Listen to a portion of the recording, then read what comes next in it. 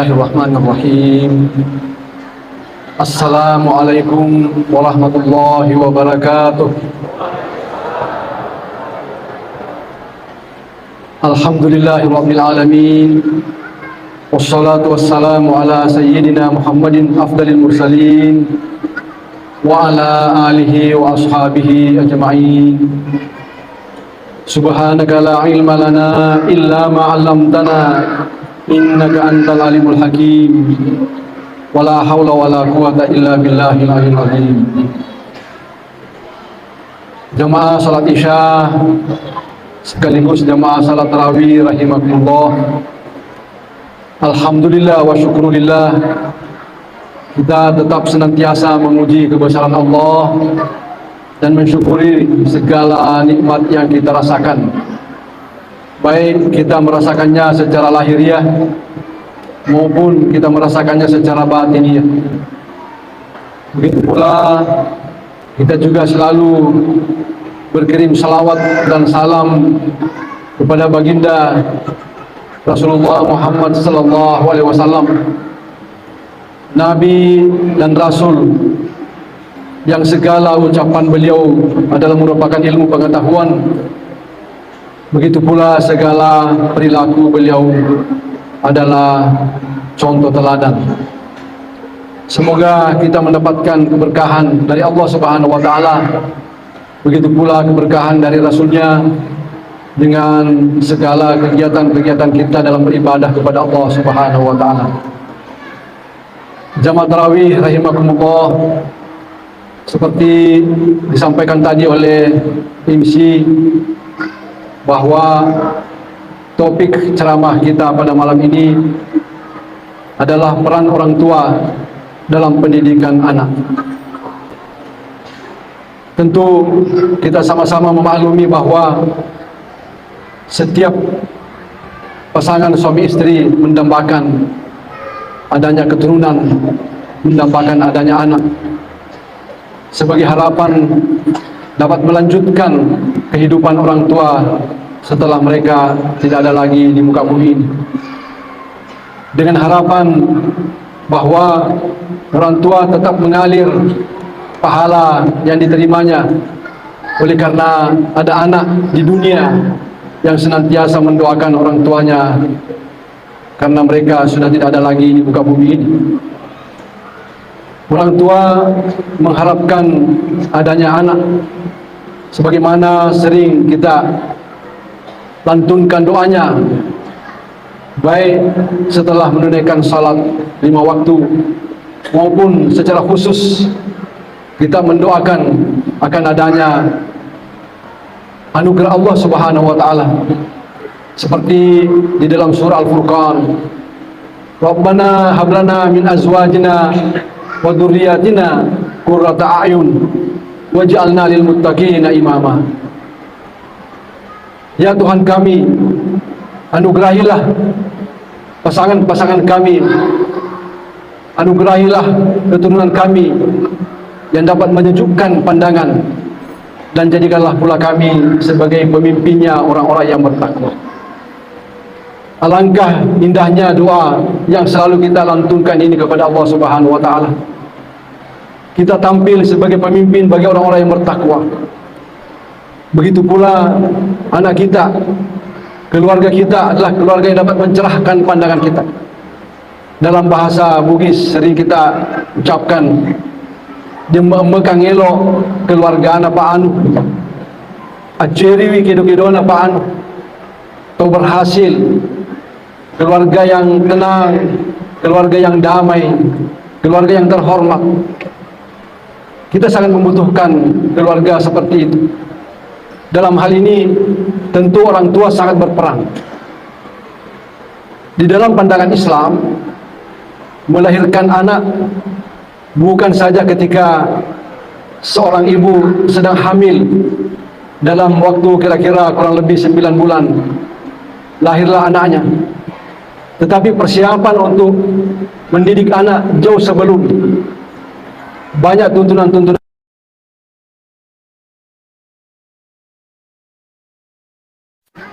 Tungkahul mar'atu li arba'in, Wanita itu dinikahi dengan 4 faktor. Limaliha, karena hartawan. Wali jamaliha, karena kecantikan. Wali hasabiha, karena keturunannya. Wali diniha, karena agamanya. Fadfar bidzati dini taribat yadaka. Maka pilihlah dengan memperhatikan hal yang utama karena keberagamaan atau kualitas keberagamaannya, maka beruntunglah pilihan. Bukan berarti karena kecantikan, karena hartawan, atau karena kebangsawanan disepelekan oleh agama. Tidak demikian halnya. Tetap juga diperhatikan soal kecantikan, tetap juga diperhatikan soal hartawan, tetap juga diperhatikan soal kebangsawanan.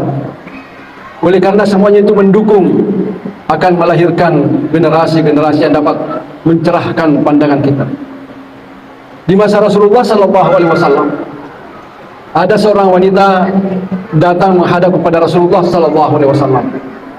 Oleh karena pasangannya, suaminya, di dalam bahasa hadis disebut sebagai lelaki yang pendek, lelaki yang keriput.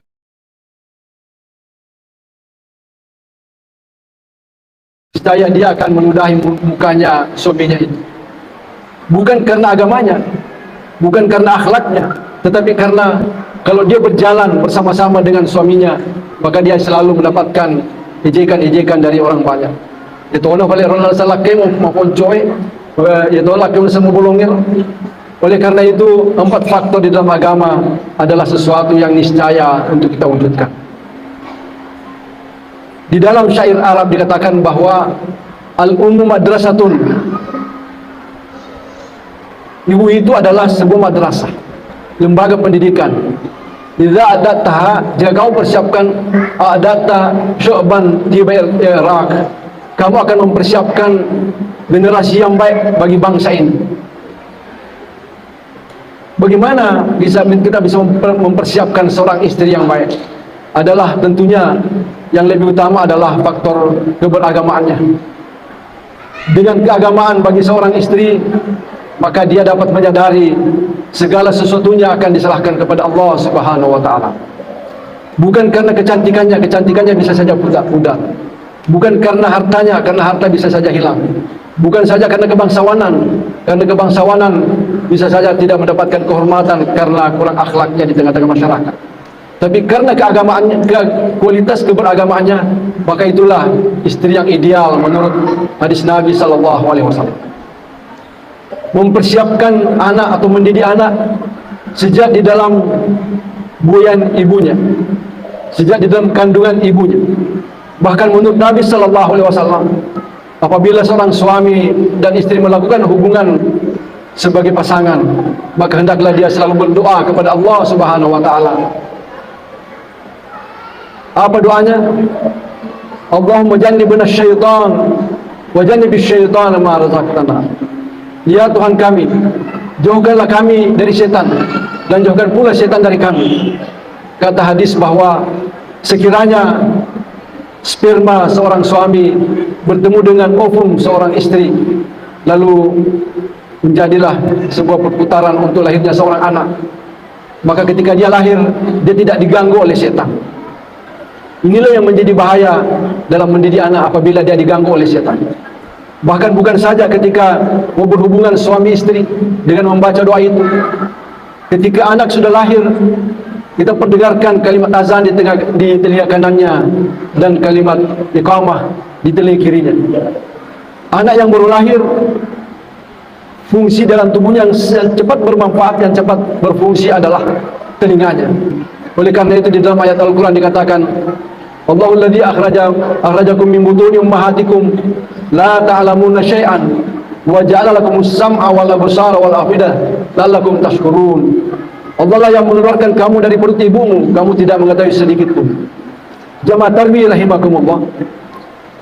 Boleh jadi ada yang mengatakan, bukan Allah yang mengeluarkan seorang bayi dari kandungan ibunya, tetapi ada usahanya dokter dengan disesarlah seorang ibu yang sedang akan melahirkan itu, sehingga anak bukan lahir dalam hal-hal yang normal, tetapi melalui pembedahan di perut seorang ibu.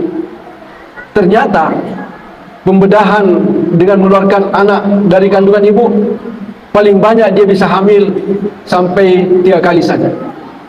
Sedangkan kelahiran anak melalui jalan yang normal bisa jadi ibu itu melahirkan anak sampai 13 kali. Ada guru kita yang selalu kita dengarkan nasihatnya, seperti Profesor Quraish Shihab. Pernah kita berziarah ke rumah beliau. Dia mengatakan,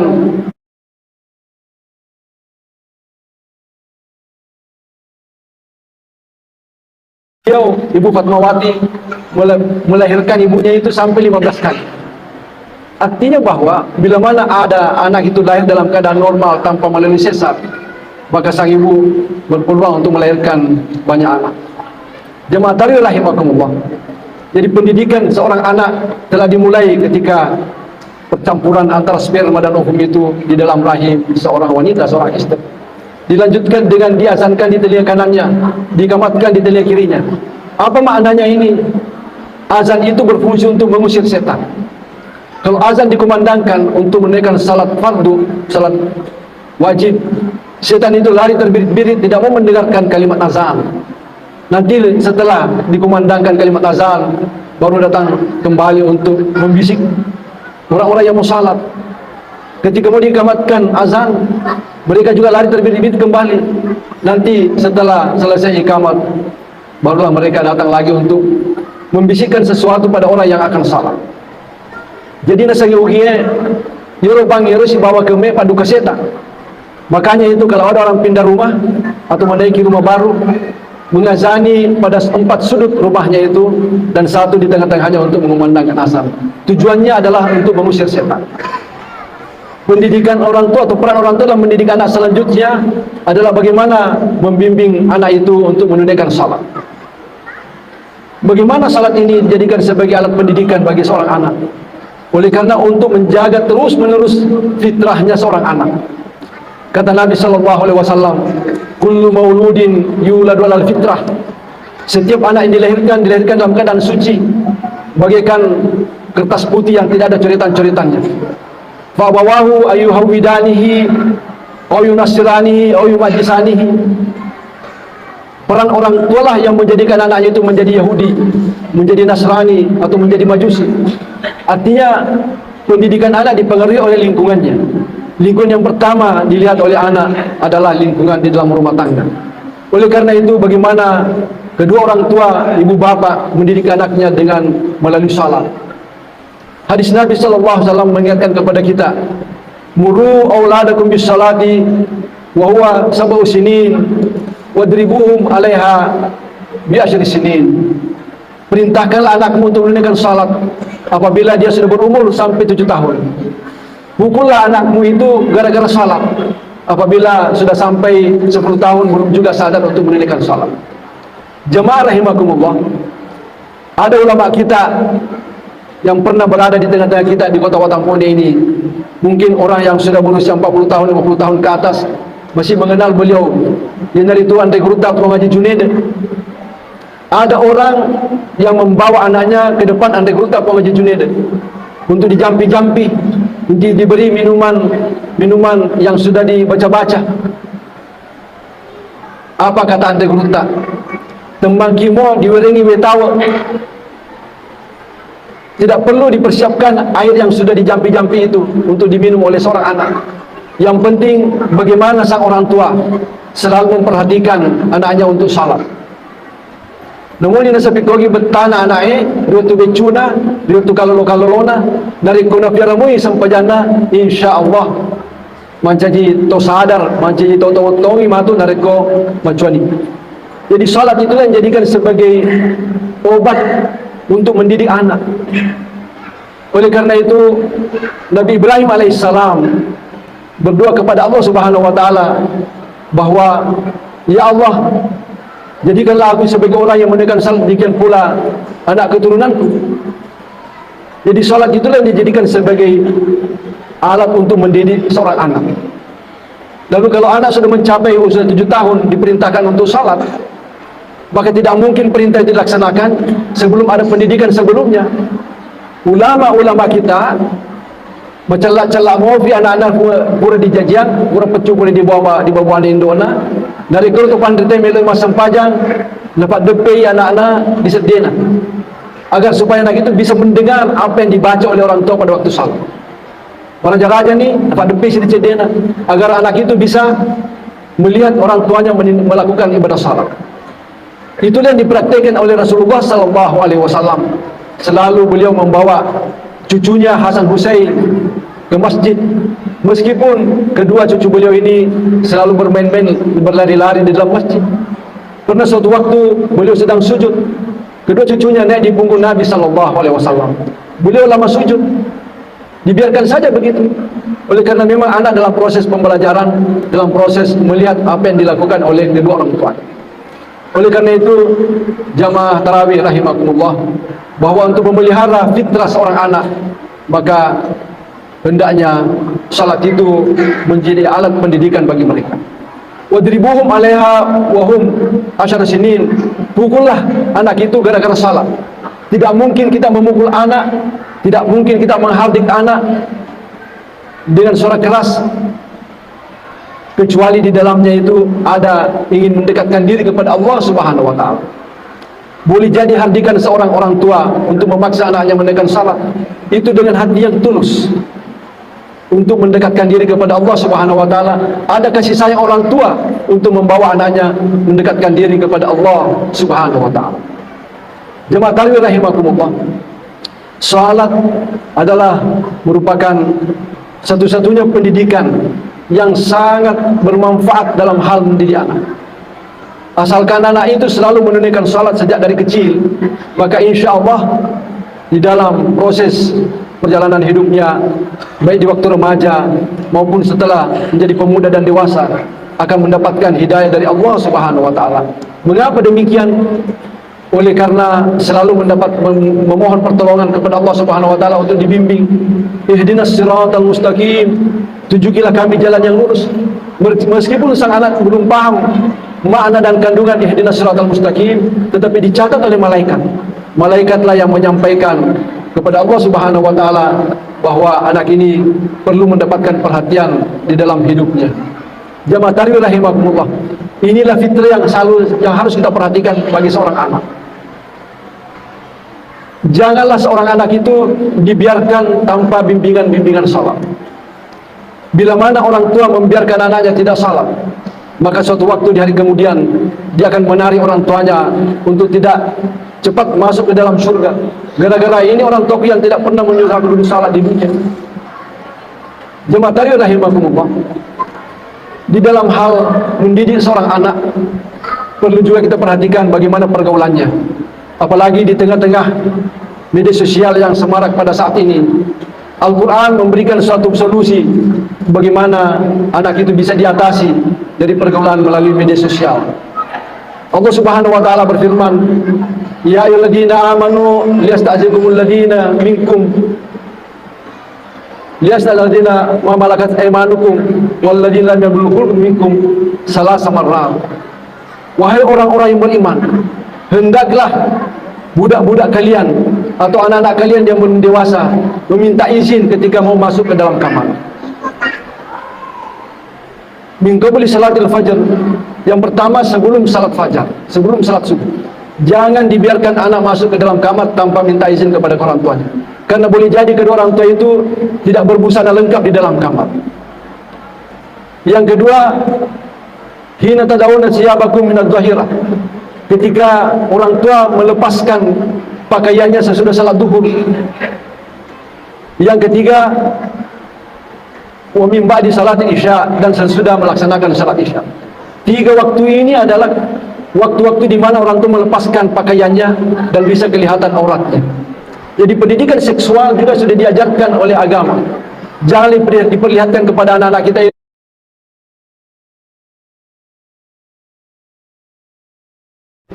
aja nak pitangi uran atau motor.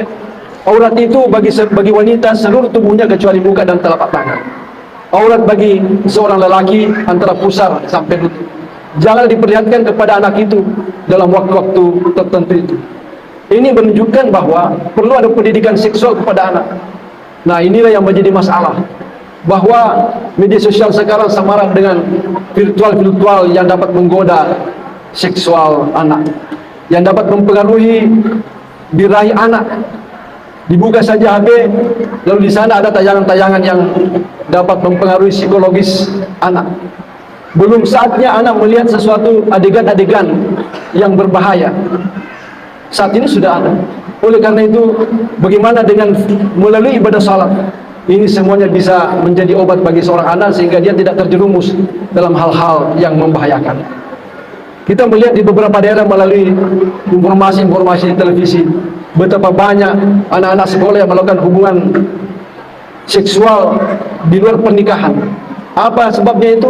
Oleh karena selalu terpancing dengan virtual yang ada di media sosial.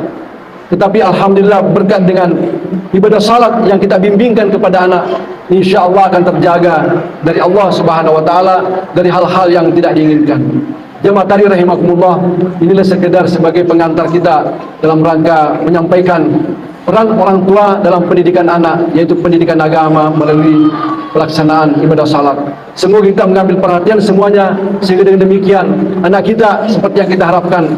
Rabbana hablana min azwajina wa dzurriyyatina qurrata a'yun waj'alna lil muttaqina imama.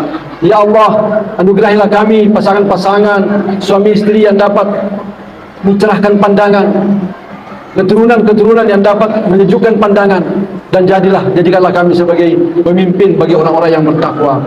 Inilah posisi kita sebagai hamba Allah Subhanahu wa taala dan sekaligus sebagai khalifah Allah di muka bumi ini. Kita melahirkan generasi, apalagi menghadapi namanya generasi emas di tahun 2045 akan datang. Anak-anak kita adalah anak-anak yang cinta dengan ibadah salat, menikmati ibadah salat itu sejak dari masa kecilnya sampai masa tuanya. Semoga demikian adanya, lebih dan kurangnya mohon dimaafkan. Wabillahi taufiq was sa'adah. Wassalamualaikum warahmatullahi wabarakatuh.